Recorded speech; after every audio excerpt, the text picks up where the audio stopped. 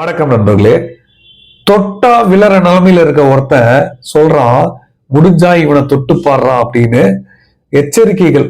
குறிப்பா நான் யார சொல்றேன் அப்படின்றது உங்களுக்கு தெரிஞ்சிருக்கும். இப்ப நடக்கிற சிச்சுவேஷன், குறிப்பா இந்தியா பங்களாதேஷ் பிரச்சனைகள் டிப்ளமேட்டிக்கா பயங்கர ஒரு ஒஸ்டான ஃபேஸ சந்திச்சுட்டு இருக்கு. ஸோ இன்டர்நேஷனலாவும் இதை கூர்ந்து கவனிக்க ஆரம்பிச்சிருக்காங்க. கனடா போன்ற நிறைய நாடுகள்ல பார்லிமெண்ட்ல அங்க நடக்கிற பிரச்சனைகளை பத்தி பேச ஆரம்பிச்சிருக்காங்க.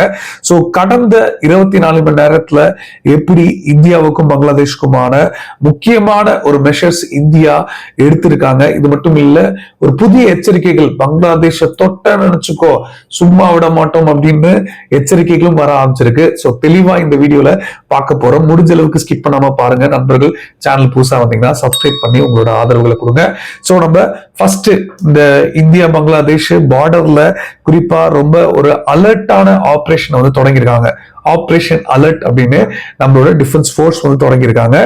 இதுல ரொம்ப முக்கியமான ஒரு பொலிட்டிக்கல் ஷிஃப்ட் என்னன்னு பாத்தீங்கன்னா, இந்த ஒரு வாரத்துல மட்டும் 2 முறை அதாவது இந்தியா பங்களாதேஷோட ஹை கமிஷனர் சமன் பண்ணியிருக்காங்க. கூப்பிட்டு வச்சு அங்க நடக்கிற மிஸ்டர் ரியாஸை கூப்பிட்டு வச்சு அங்க நடக்கிற சீரியஸ் கன்சர்ன்ஸ் எல்லாம் எடுத்து சொல்லியிருக்காங்க.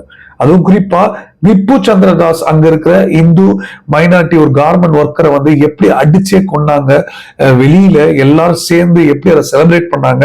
இந்த சம்பவத்தை மிகப்பெரிய லெவல்ல எஸ்கலேட் பண்ணிருக்காங்க. ஸோ இதன் அடிப்படையில முகமது யூனிஸ் அரசாங்கம் இப்போ சமீபத்துல நாங்க ஒரு 8 பேர் அரெஸ்ட் பண்ணியிருக்கோம் அப்படின்ற புகைப்படங்களை வெளியிட்டு இருக்காங்க. காணொலி வீடியோன்னு வெளியிட்டு இருக்காங்க அங்க இருக்க அந்த ஒரு போலீஸ் ஸ்டேஷன்ல இருக்கிற முக்கியமான அதிகாரிகள்.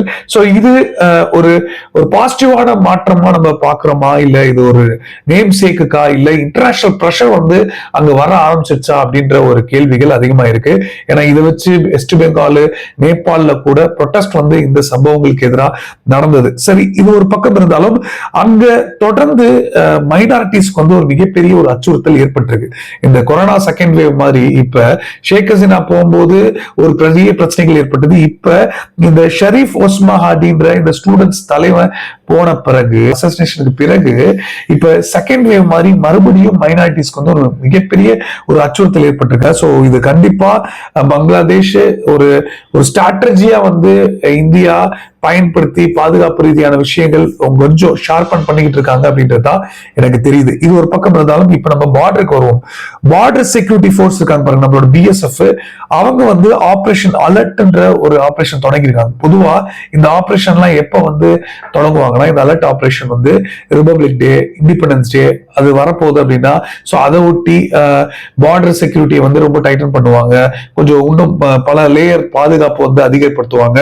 சோ அந்த மாதிரி இப்ப ஏதாவது ஒரு ஸ்மக்லிங் மாதிரியான கேசஸ் ஏதாவது கேள்விப்பட்டா அந்த மாதிரி பண்ணுவாங்க அலர்ட் ஆபரேஷன். ஆனா இப்ப இத கன்சிஸ்டன்டா இப்ப அங்க பங்களாதேஷ்ல நடக்கிற பிரச்சனைகள் தீர்வு பார்க்கிற வரைக்கும் இதை தொடர போறாங்க அப்படின்ற செய்திகள் வந்திருக்கு. இதுல குறிப்பா எந்த அளவுக்கு பார்டர்ல சேஃப்கார்ட் பண்ண முடியுமோ அத்தனை விதமான லேயர் பாதுகாப்பும் இப்ப வலுப்படுத்தி இருக்காங்க. அது மட்டும் இல்லாம இது தொடர்ந்து அங்க பயங்கரவாத அச்சுறுத்தல்கள் கூட யார் வேணாலும் ஊடுருவலாம். சோ இந்த பொதுமக்கள் பேர்ல யார் வேணாலும் உள்ள வரலாம்ன்ற காரணங்கள் வச்சு பார்த்துக்கிட்டு இருக்காங்க. சோ இது ரொம்ப முக்கியமான ஒரு சிச்சுவேஷனா மாறி இருக்கு. சோ இந்த சிச்சுவேஷன் எப்படி டீல் பண்ண போறாங்க அப்படின்றத நம்ம பார்க்கணும். இதுல என்னென்ன மெஷர்ஸ் எடுத்திருக்காங்க பாத்தீங்கன்னா, பேட்ரோலிங் இன்க்ரீஸ் பண்ணிருக்காங்க. அதிகமா கால் தடம் பதியாத இடத்துல கூட அந்த பார்டர் பகுதியில போய் பேட்ரோலிங் பண்ணணும். அங்க போயும் நம்மளோட வெஹிக்கிள்ஸா இருக்கட்டும், இல்ல கேமல் பேட்ரோலா இருக்கட்டும், அங்க போகணும் சென்சிட்டிவான பகுதியிலையும் அப்படின்னு அறிவிச்சிருக்காங்க. அட்வான்ஸ்டு டெக்னாலஜி பயன்படுத்த போறாங்கன்னு சொல்லியிருக்காங்க. அதாவது நைட் விஷன் டிவைஸ் அதிகமா பயன்படுத்த போறாங்க, மோஷன் சென்சார்ஸ் பயன்படுத்த போறாங்க, கிரவுண்ட் ரேடார்ஸ் பயன்படுத்த போறாங்கன்றத தெரிவிச்சிருக்காங்க. சோ இது மட்டும் இல்லாம இப்ப ஃபாக் வர அதிகமா இருக்கும் இல்லையா, சோ அதனால அங்க அதுக்கேற்ற மாதிரியான டெக்னாலஜி அடாப்டேஷன் இருக்க போகுது அப்படின்றத சொல்லியிருக்காங்க. சோ இன்னும் presence man power, additional man power, பாதுகாப்பு அதிகாரிகளை அதிகப்படுத்த போறாங்க அப்படின்ற விஷயங்கள் சொல்லியிருக்காங்க. சோ ஃபீல்ட் ஆபரேஷன் அப்படின்றது பங்களாதேஷ் சுத்தி இருக்கிற பகுதிகள், பார்டர் பகுதிகளில் இன்னும் அதிகமாக்க போறாங்க அப்படின்ற விஷயங்கள் தெளிவா இருக்கு. இது மட்டும் இல்ல, இப்ப சமீபத்துல ஹை அலர்ட் ஆபரேஷன்ஸ் வந்து நடத்திருக்காங்க. பத்தான்காட்டும் குருதார்பூர்லயும் வந்து அந்த பார்டர் பகுதியிலையும் வந்து நடத்திருக்காங்க பிஎஸ்எஃப் சொல்றாங்க. ஏன்னா இப்ப வந்து ஃபாக் இன்னும் அதிகமாயிருக்கு அப்படின்ற ஒரு காரணங்களால இந்த மெஷர்மெண்ட்ஸ் வந்து எடுத்திருக்காங்க. ஸோ இது நம்ம வந்து முதல்ல பார்க்கணும்னு நினைச்சோம். இப்ப இந்தியாவுக்கும் பங்களாதேஷுக்கும் வர்த்தக ரீதியா வேற வழி இல்லை பங்களாதேஷுக்கு. ஏன்னா சமீபத்துல நாங்க உங்ககிட்ட ட்ரேட் பண்ண மாட்டோம் தெரிவிச்சாங்க. ஆனா வேற வழி இல்லாம இந்த 50,000 மெட்ரிக் டன் தயவு செய்து அரிசி கொடுங்க அப்படின்னு கேட்க ஆரம்பிச்சாங்க. ஆனா அது வந்து நல்லிணக்க அடிப்படையில இந்தியா தான் காஸ்ட் எஃபெக்டிவ் அப்படின்னு பங்களாதேஷ் டிப்ளமேட்டிக்கா சொல்லிக்கிட்டாங்க. பட் ஆனா அங்க இருக்கிற அதிகாரிகள் வந்து இந்தியாவுடனான உறவுகளை வந்து நாங்க என்னைக்கும் முறிச்சுக்கணும்னு நாங்க எதிர்பார்க்கல. அங்க வந்து இந்தியா எங்களுக்கு பெரிய நைபர், கண்டிப்பா இரு நாடுகளும் ஒன்றிணைஞ்சு செயல்படணும் அப்படி இப்படின்னு கொஞ்சம் பாசிட்டிவான ஒரு விஷயங்கள் வந்து யாருக்கு மெசேஜ் சொல்றாரு தெரியல. இந்தியாவுக்கு சொல்றாரா இல்ல அங்க இருக்க முகமது யூனிஸ் அரசாங்கத்துக்கு சொல்றாரா அப்படின்றது தெரியல. சோ இதான் இப்ப இந்தியா பங்களாதேஷ் நிலைமை. ஆனா இதுக்கு நடுவுல நீ யாரா கோமாளின்ற மாதிரி பாகிஸ்தான்ல இருந்து ஒரு மிகப்பெரிய ஒரு எச்சரிக்கை வந்திருக்கு. என்ன எச்சரிக்கைனா, நீ பங்களாதேஷ மட்டும் தொட்ட நாங்க சும்மா விட மாட்டோம் அப்படின்னு. இத்தனை வருஷம் காலமா 71க்கு பிறகு என்ன பண்ணிட்டு இருந்தீங்க நம்ம கேட்க வேண்டியது இருக்கு. இருந்தாலும் யார் சொல்லியிருக்கான்னு பாத்தீங்கன்னா, கம்ரான் சயித் உஸ்மானி அப்படின்ற ஒரு youth leader, senior youth wing leader, அதுவும் பாகிஸ்தான் முஸ்லிம் லீக் நவாஸ் அங்க ரூலிங் கவர்மெண்டோட ஒரு கட்சியை சேர்ந்த ஒரு தலைவர், இந்த யூத் விங் தலைவர் இப்படி ஒரு நேரடியான ஒரு மிரட்டல்களை வந்து இந்தியாவுக்கு எதிராக விட்டுருக்காரு. அதாவது பங்களாதேஷ் ஸ்டூடெண்ட்ஸுக்கு ஆதரவு தெரிவிக்கிற மாதிரி இப்ப பாகிஸ்தான் இந்த இளைஞரணி தலைவர் வந்து ஒரு மிரட்டல் விட்டுருக்காரு. அதுவும் சாதாரண மிரட்டல் இல்ல, மிஸ்ஸைல் வார்னிங். நீங்க வந்து ஒரு வீடியோல தான் சொல்லிருக்காரு, இந்தியா பங்களாதேஷ் மேல ஏதாவது ஒரு திட்டங்கள் பண்ணணும் இல்ல ராணுவ ரீதியான முயற்சிகள் பண்ணணும் நினைச்சா நாங்க கண்டிப்பா எங்களோட பாகிஸ்தான் போர்ஸ் வந்து அவங்களோட மிசைல்ஸ் வந்து ரொம்ப தூரம் இல்லை அப்படின்னு ஒரு விஷயத்த சொல்லியிருக்காரு. இது மட்டும் இல்ல, மிலிட்டரி அலையன்ஸ் ப்ரப்போசலை வந்து அவரு சொல்றாரு. அதுவும் பாகிஸ்தான் மட்டும் இல்ல, பாகிஸ்தானும் பங்களாதேஷ் போர்ஸும் ஒன்றிணைஞ்சு நாங்க இதை வந்து கண்டிப்பா இந்தியாவுக்கு எதிராக நாங்க எங்கெங்க மிலிட்டரி பேஸ் இருக்கோ எல்லா இடத்தையும் நாங்க தாக்குவோம் அப்படின்னு ஒரு வாக்கியத்தை வந்து விட்டுருக்காரு. அது மட்டும் இல்லாம ஒரு நரேட்டிவ், ஜியோ பாலிட்டிக்ஸ் நரேட்டிவ் வந்து கட்டமைக்க பாக்குறாரு. அதாவது இந்தியா வந்து அகண்ட பாரத் ஐடியாலஜி வச்சிருக்காங்க. சோ அதனாலதான் இப்படியான ஒரு சிச்சுவேஷன் வந்து இப்படியான ஒரு விஷயங்களை வந்து கையாளுறாங்க. சோ பங்களாதேஷ வந்து கண்டிப்பா நசுக்கிறதுக்கும் அதே மாதிரியான அவங்கள வந்து கட்டுப்படுத்துறதுக்குமான முயற்சிகளை வந்து இந்தியா மேற்கொள்றாங்க. சோ இதை நாங்க சாதாரணமா விட மாட்டோம்.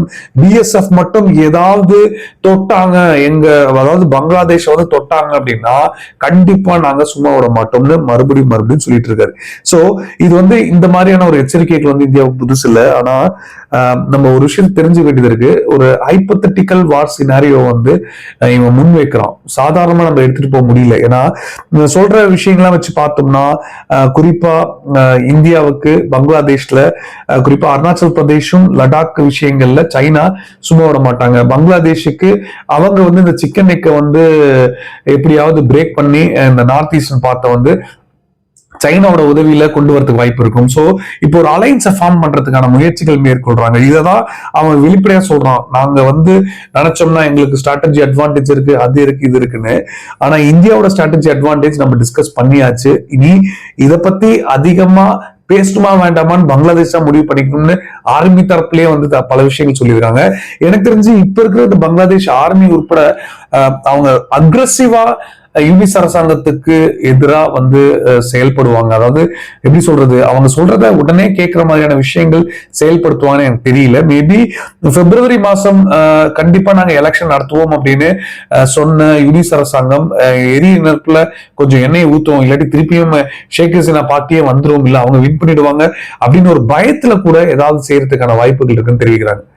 சோ நாளைக்கு இதை இன்னும் கொஞ்சம் பெருசாக்கணும் அப்படின்றதுக்காகவே யுனிசாவே வந்து இந்த மாதிரி ஸ்டூடெண்ட்ஸ் விங் லீடரை வந்து ஏதாவது சம்பவம் பண்றதுக்கு பின்னாடி பின்புலத்துல இருக்கலாம் அப்படின்ற ஒரு சில ஸ்பெகுலேஷனும் ஒரு பக்கம் போயிட்டு இருக்கு. அதையும் நம்ம சொல்ல வேண்டியது இருக்கு. சோ இப்படி இருக்கும்போது கண்டிப்பா இந்த மாதிரியான ஒரு சில கருத்துக்கள், தேச உணர்வு தூண்டுற மாதிரியான ஒரு கருத்துக்கள் வந்து கண்டிப்பா ஒரு பெரிய பாதிப்பை உருவாக்கும். அது யாருக்குன்னு தெரியல. ஏன்னா நிறைய பேர் சொல்லிட்டாங்க, கண்டிப்பா பாகிஸ்தான் வந்து வளர்ச்சிக்காக உதவுறாங்களோ இல்லையோ பங்களாதேஷ, அவங்கள மாதிரியே அவங்களும் டிராக் ஆனும் அப்படின்றதுக்காக பங்களாதேஷும் இழுக்கிறாங்க அப்படின்றது மட்டும் தெளிவா சொல்றாங்க. ஏன்னா அங்க இருக்க வேலை வாய்ப்புகள் எவ்வளவு வந்து பெரிய லெவல்ல டென்ட் ஏற்பட்டிருக்கு. கிட்டத்தட்ட முகமது யூனிஸ் வந்து இந்தியாவுடனான ரிலேஷன்ஷிப்பை பிரேக் பண்றதுனால அது அவங்களுக்கு தான் பாதிப்புன்றது இனிதான் புரிஞ்சுப்பாங்க, அங்க இருக்க மக்கள் புரிஞ்சுப்பாங்க அப்படின்ற விஷயங்கள் சொல்லப்படுது. நிறைய யூடியூபர்ஸ் நிறைய பேர் இப்பவே கருத்துக்கள் எடுக்க ஆரம்பிச்சிட்டாங்க. இதெல்லாம் வந்து போக போக போக அவங்களே புரிஞ்சுப்பாங்க அப்படின்னு தான் நமக்கு தோணுது. அது மட்டும் இல்லாம ஹெல்த் கேர் ஃபெசிலிட்டி வந்து மொத்தமா கொலாப்ஸ் ஆயிருக்கு பங்களாதேஷ்ல. அவங்க மோஸ்ட்லி பெங்காலுக்கு வந்துதான், வெஸ்ட் பெங்காலுக்கு வந்துதான் ட்ரீட்மெண்ட் எடுத்துட்டு போற நிலைமைக்கு இன்னைக்கு ஏற்பட்டிருக்கு. ஆனா இப்ப இந்த மாதிரியான சிச்சுவேஷன் இன்னும் வந்து அவங்கள வந்து நசுக்கும் அப்படின்றதுல எந்த சந்தேகமும் இல்லை. ஆனா இப்படி ஒரு எச்சரிக்கைகளை வச்சு இந்தியா ஏதாவது ரியாக்ட் பண்ணிருக்காங்களா பாத்தீங்கன்னா, முதல்ல அபிஷியல் ஸ்டாண்டா இவன் சொன்னது அப்படி பாத்தீங்கன்னா கிடையாது. உஸ்மானி வந்து இப்ப ஷெபாஸ் ஷெரீஃபோட பிஎம் கட்சியை சேர்ந்த ஒரு அரசியல் பிரமுகர் இந்த கருத்துக்கள் சொல்லியிருக்காங்க. அது பாகிஸ்தானோட கருத்தா அப்படின்றது நமக்கு தெரியாது. ஆனா இந்தியா வந்து ஃபால்ஸ் நரேட்டிவ், மிஸ்இன்ஃபர்மேஷன் அப்படின்னு சொல்லிட்டு இதை ரிஜெக்ட் பண்றாங்க. அதெல்லாம் வந்து சும்மா அப்படிதான் சொல்லிட்டு இருப்பாங்க. எக்ஸ்ட்ரீமிஸ்ட் எலிமெண்ட் வந்து தீவிரமத்தி சிந்தனை உள்ள எலிமெண்ட்ஸ் வந்து குரோ ஆகிட்டு தான் இருக்காங்க பங்களாதேஷ். அதை ஒடுக்கிறதுக்கு வந்து பங்களாதேஷ் ஏதாவது ஒரு திட்டம் கொண்டு வரணும் அப்படின்னு தெரிவிச்சிருக்காங்க. சோ இதுதான் இன்னைக்கு நான் முக்கியமா உங்களுக்கு சொல்லணும்னு நினைச்ச 2 தகவல்கள். கண்டிப்பா உங்களுக்கு இந்த தகவல்கள் பிடிச்சுக்கணும் நம்புறேன். கரெக்டா வந்து சேர்ந்ததுன்னு நீங்க நினைச்சீங்கன்னா லைக் பண்ணுங்க, ஃப்ரெண்ட்ஸுக்கும் ஷேர் பண்ணுங்க. உங்களுக்கு இதை தவிர வேற ஏதாவது கருத்துக்கள் இருந்தாலோ, நீங்க ஏதாவது சொல்லணும்னு நினைச்சாலோ எந்த ஒரு தயக்கமும் இல்லாம கீழே கமெண்ட்ல சொல்லுங்க, நானும் தெரிஞ்சுக்கிறேன். கடைசி வரைக்கும் பார்த்தமைக்கு ரொம்ப ஸ்பெஷல் தேங்க்ஸ் வந்து சொல்லிக்கிறேன். கமெண்ட் பண்ணுங்க கடைசி வரைக்கும் பார்த்துருக்கீங்க அப்படின்னா. ஸோ ஜெய்ஹிந்த், பாய்.